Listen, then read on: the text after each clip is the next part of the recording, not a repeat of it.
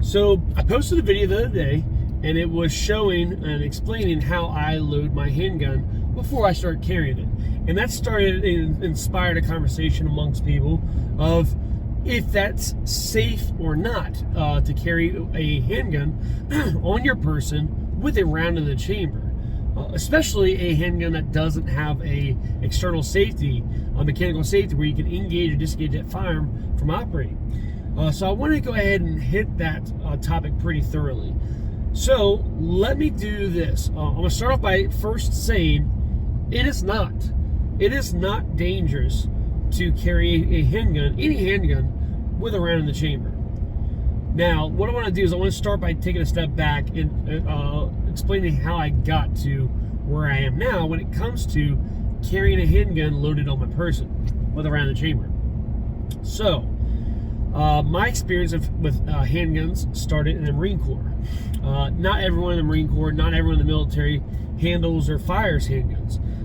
In the Marine Corps, most of the time, those who are handling, those who are getting qualified on a handgun and potentially carrying it at times are usually staff NCOs, senior enlisted, military police, and/or security officers, and what do you call actually security forces, and then you got obviously the special forces guys.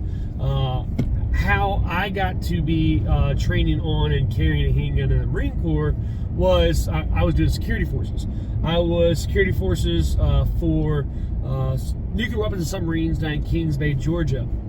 And I got my first hands-on experience with handguns at Security Forces Training Company there in Chesapeake, Virginia.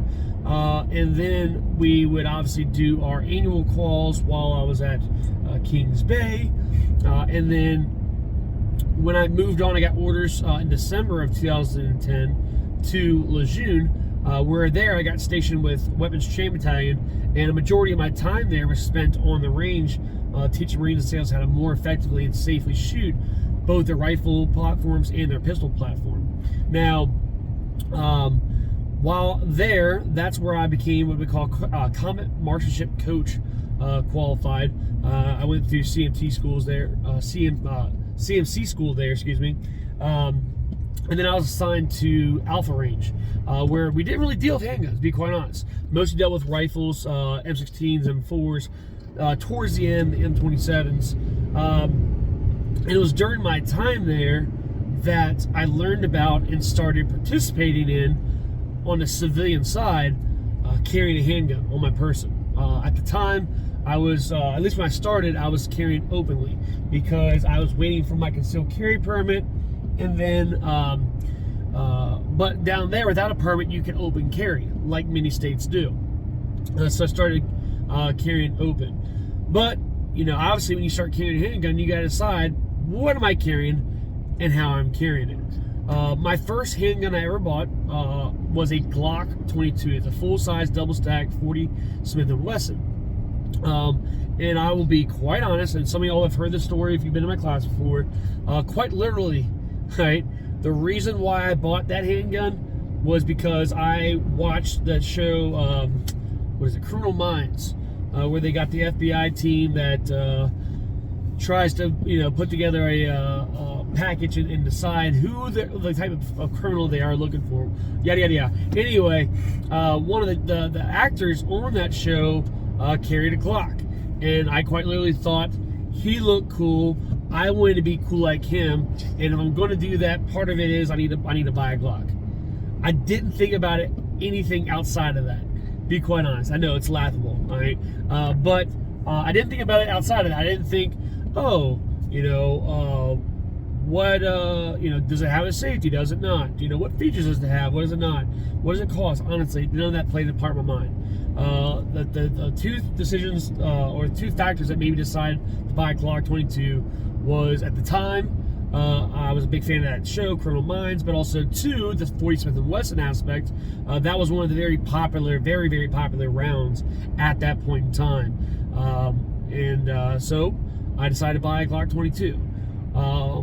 And actually, I decided to buy it before I got into before I learned about carrying handguns. So time comes to carry them, And I wasn't comfortable based on my lack of experience, based on my lack of training. All right.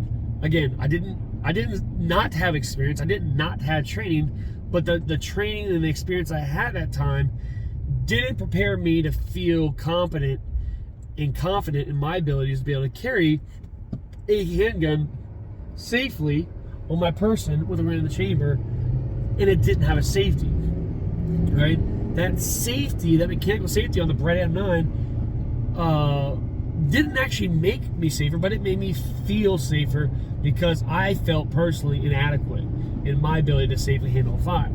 Well, obviously with time and with experience and with training, that feeling, that belief that I had went away.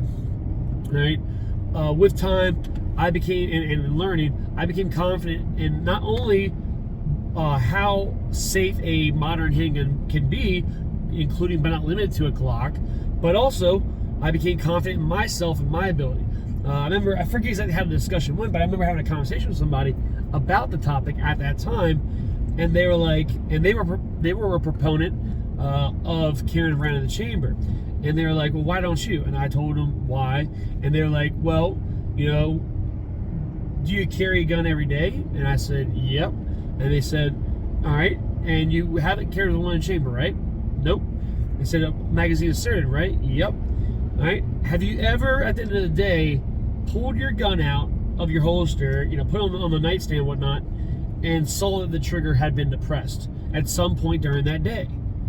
And I said, be quite honest, I haven't been looking that much at that one particular factor, but no, I don't believe so. And they said, well, you know, think about that. You know, how does a gun go off?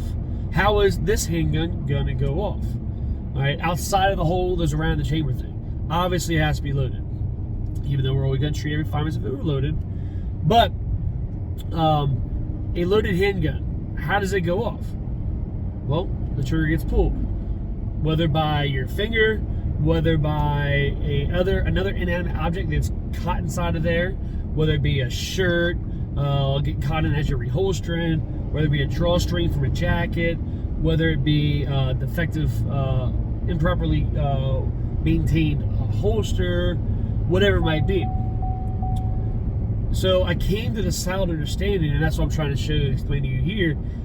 If you're using solid gear, you have a proper holster, right? You have a modern semi-automatic handgun, right? Or any handgun. Modern semi-automatic handgun. And you yourself, when the trigger is not being protected and covered by the holster, the trigger is exposed, you keeping your finger off that trigger, that discipline that takes to do that, if all those factors exist, how is it going to go off? You know, if as you're reholstering, you make sure that there's not a shirt getting caught in the way, there's no drawstring jackets getting caught inside that trigger guard as you're reholstering. If none of that exists, how is that gun just going to randomly go off? And the answer is it's not. The answer is that it is not. Right? It is. Am I telling you that you have to carry with around the chamber? No. Am I telling you that you're a bad person, that you're an idiot, that you're a moron if you don't carry it around the chamber? No. What I'm saying is, if you don't carry it around the chamber for the same reasons that I used to not, I understand. But I do want to open your eyes to it, and I do want you to consider it, and when you're ready, know that it is not dangerous. Know that it's not a bad choice. Know that it can be done safely, and I encourage you to do that. If you're asking me my opinion, should you carry it around the chamber or not, I'm going to say yes. Why? Why should you carry it around the chamber and not, versus not? Because to put it around the chamber, that takes time. That takes effort. That takes thinking. That takes having the capability to do all of those things, right? If a threat presents itself, All right, I've got to recognize it as a threat. I've got to decide what I need to do, whether I need to use my firearm or not. If I decide I need to use my firearm, I need to be drawing that firearm, and then I have to also actively remember and decide to tap the magazine, rack around, put that round in the chamber, and then, all right, if it hasn't yet gotten to it, and then use that firearm to defend myself. I may not have that time. I may not have that opportunity. I may not have the ability, even if I have the time and the opportunity, I may not have the means to be able to do so. All right, my second hand may be engaged with that threat. My second hand may be doing something else. My second hand may be extremely damaged, injured, and it's not able to. I may not be able to access my belt or some other firm object to be able to rack my slide off of using my rear sight, what it might be. So, with everything said, with everything considered, I do find it safe. I do find it reasonable. I do find it the right choice for me to carry my handgun or handguns, because sometimes I carry multiple, to carry my handguns on my person, loaded, with a magazine inserted and a round in the chamber. All right, and again, I want to go further by reiterating that handguns that I carry currently, they do not, and I don't foresee this ever changing. The handguns that I carry and I plan to carry in the future, and I've ever carried in the past, have never had a mechanical safety built into the firearm. All right, so I want to add that on there as well. The last thing I'll leave you with is this. Again, I maybe said it a little bit earlier, having a firearm with a safety, with a mechanical safety, that you can engage or disengage so that firearm cannot operate, right? That is not guaranteed that that works. It may make you feel safer, but your firearm may be loaded, ready to go, the round in the chamber, magazine inserted, safety engaged, yet that safety doesn't work. I have not one, but I have two handguns like that, where they do have mechanical safety, but they do not work. All right? Those firearms are neither safe or more safe or less safe. They are not more safe or less safe than any of my pistols that do not have a safety. They are not more safe nor less safe than my Glock 22. They are not more safe or less safe than my SIG 365 macro. They are not more safe or less safe than my Smith & Wesson M&P shield or otherwise, or any of my hands. All right. All it means is you need to treat that firearm still, as you always should have, as if it were loaded. All right. Safeties are great. If you want to use a safety, great. I don't particularly like it. It's not my thing.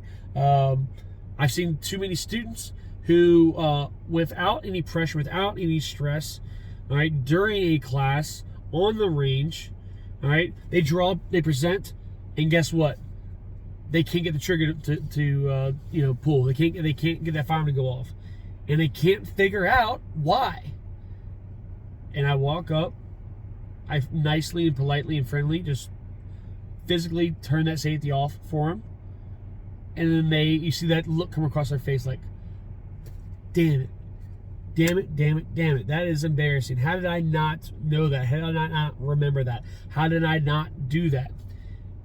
And a lot of times, they'll make that mistake again within the next minute or so. All right. Imagine if you can forget that if you can forget that without any stress, without any anybody shooting back at you, without any of that. Imagine what will happen at 12:30 at night, the middle of the night. The house is dark. You were just sound asleep, woken up. All right. You're grabbing your handgun. You find a threat, a deadly threat in your home. You go to neutralize that threat. As that threat quickly approaches you, close that gap, and you can't remember to turn your safety off under all that immense pressure, that life or death situation. Think about that. All right. Again, I'm not talking down to or disrespecting anybody who carries a gun with a safety. I am not talking down to or disrespecting anyone that carries a gun without a round in the chamber. I just want you to open your eyes and think about these different things. And maybe, not today, maybe not tomorrow, not next week, next year, but maybe it'll influence what you decide in the future for how you're going to carry and how you're going to defend yourself and your family. Think about that. If you have any thoughts, comments, concerns, disagreements, further insight, questions, whatever it might be, put that in the comments below. And also, hit the subscribe button if you haven't already, because we will be doing more discussions like this on various topics that pertain to you, your use, legally, safely, ethically, morally of a firearm, all right? And also talking about carrying, all right? Thank you all again. Stay safe, and we'll see you in the comments.